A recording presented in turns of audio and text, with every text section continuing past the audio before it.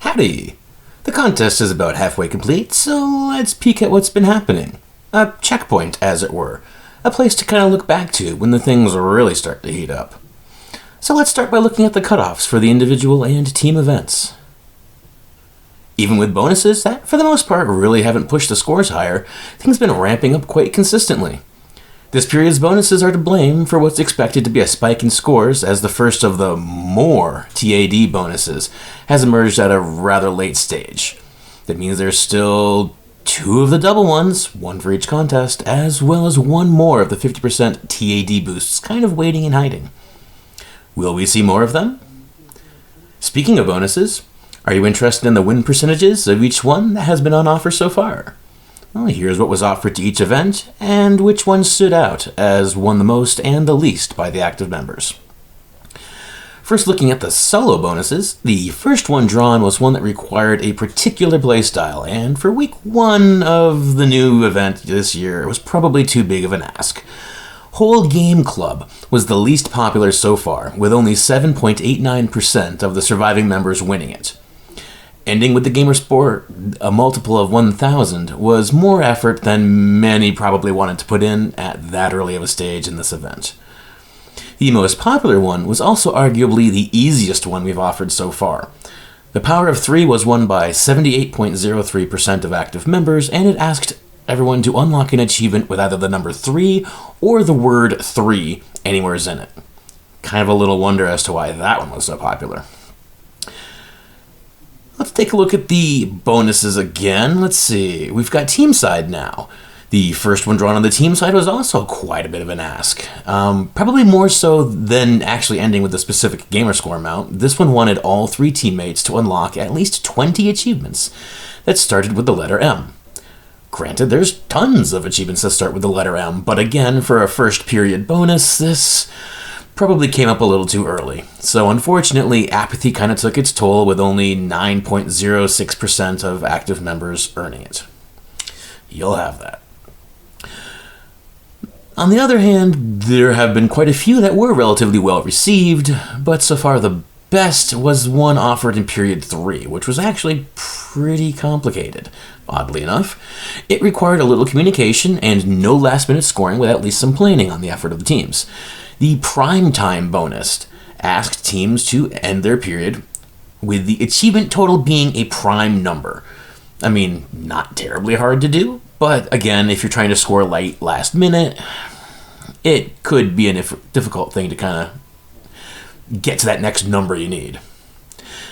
Next up, let's give a quick shout out to all those who have completed all bonuses to date. I know Ahezo's been keeping track of those in the thread, but let's kind of show them out here for everybody, just give you a little notoriety.